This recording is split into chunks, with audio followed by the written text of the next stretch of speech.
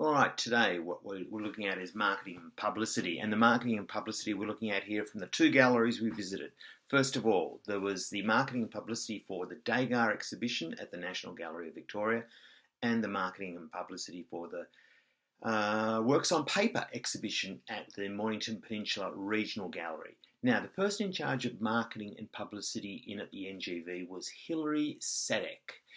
And she told us there are two departments that they look after marketing. The first one is the media. So marketing has their media area that covers news, magazines, prints, blogs, and the use of in-kind media. That's media that's arranged through sponsorship, etc. And then there's the marketing area. And to cover this, they use paid media.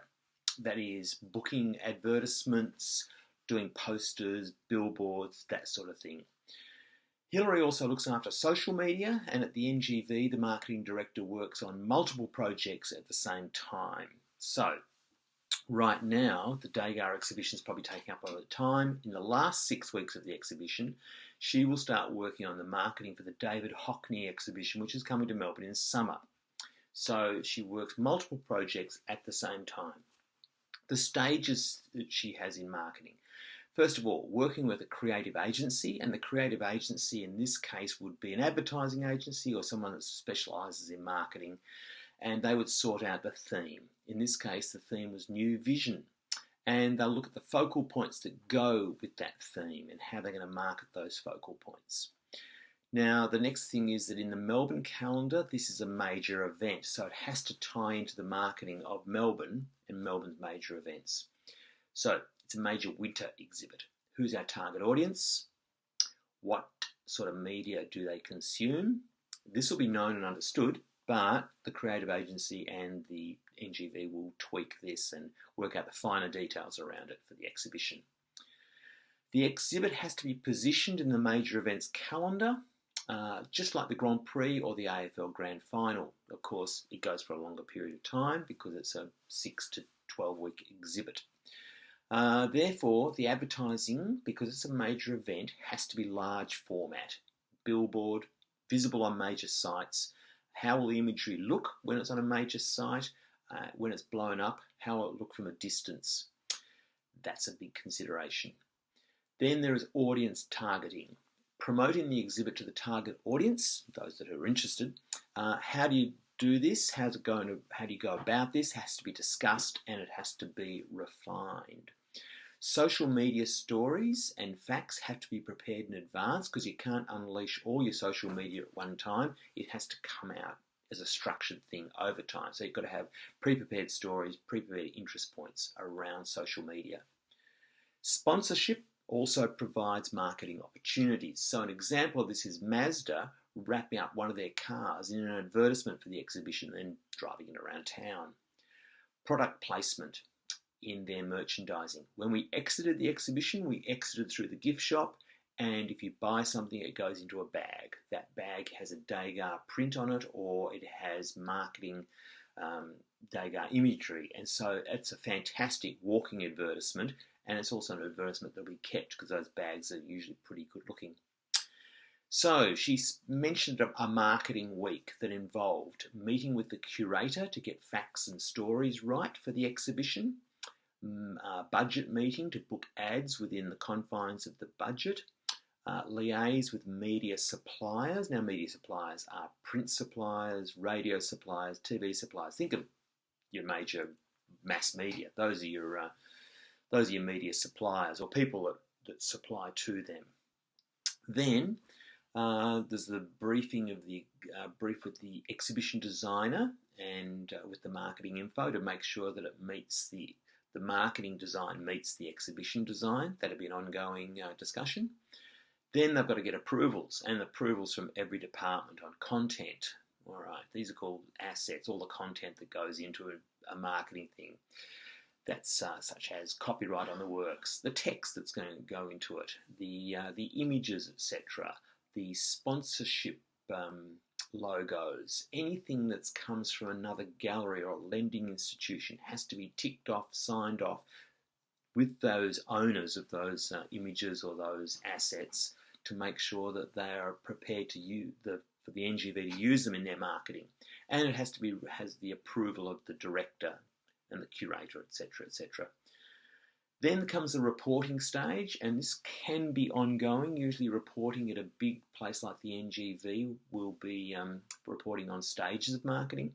They'll collate their data, and their final reports on marketing will be the successes, problems that have been overcome, and solutions they've found.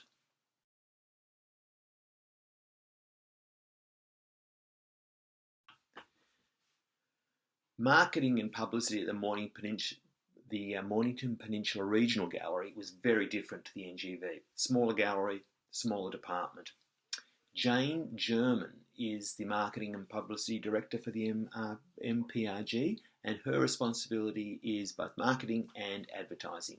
And her background was events management. So an exhibition is like an event, although it's stretched over a period of time. The difference between marketing and publicity was what she asked the audience. Did they know the difference? And she outlined the difference as marketing comes first and publicity comes after the event opens. The marketing role starts with the call for entries at the Mornington Peninsula Regional Gallery, because Works on Paper is an exhibit that is open to artists across Australia to apply to get into. A bit like the Archibald Prize is an exhibit you apply to get into. Although the Archibald carries a prize, this one doesn't. The prize here is getting into the exhibition. So the call for entries is the first stage of marketing, and that will then go online, the call for entries.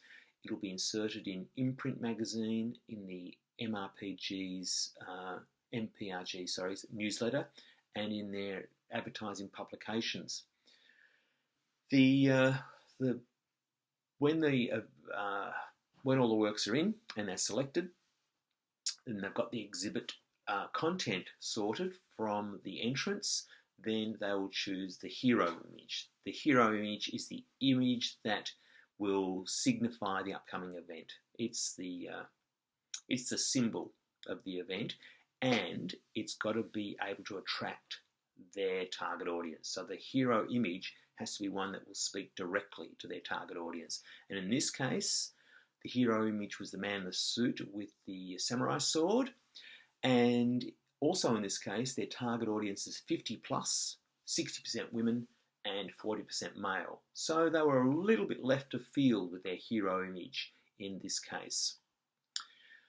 Marketing material will appear in publications such as Gallery, that's a magazine, Artist Profile, another magazine, Art Almanac, which is a list of what's on in different galleries across Australia, Art Guide, another magazine. Ad placements follow the MPRG's style guide. They'll all have a style, how their logo is used, how things are laid out, their colour palette, that sort of thing. Advertisements will also be placed in local publications, tourist magazines for the Mornington Peninsula, also in Frankston publications. And they were lucky enough to have an accidental article appear, or what they call an accidental article appear in The Age. Now, this was a cover shot and an article in one of the Age weekend supplements that saw a huge increase in visits, in numbers through the door, and that obviously has a huge impact on a regional gallery because they don't have the marketing budget of the National Gallery of Victoria, say. Now, marketing here also includes community programs, and these are the sort of programs you won't see at a large institutional gallery like the NGV. Their community programs include talks with artists, family day at the gallery, an artist in residence, a dog parade, interesting, paint-offs or paint-outs, and curatorial talks, the curator giving a talk about what's on the exhibition and how it's put together. So marketing here is much more community focused, it's much more locally focused, and it's done on a smaller budget and with a much smaller team.